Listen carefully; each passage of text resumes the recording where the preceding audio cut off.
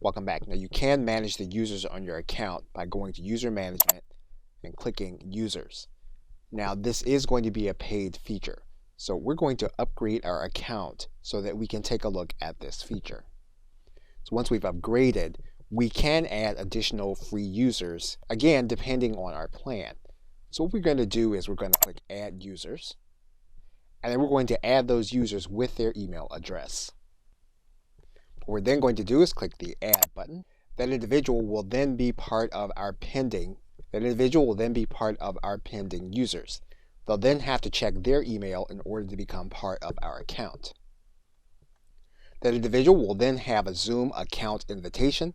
They'll then need to click this link to activate their account. They will then have a free level of your account to schedule their meetings. And then if you come back to your pending area, you hit your refresh button. That user then will be part of your users on your account. And you'll notice then that they are considered to be a basic or free member.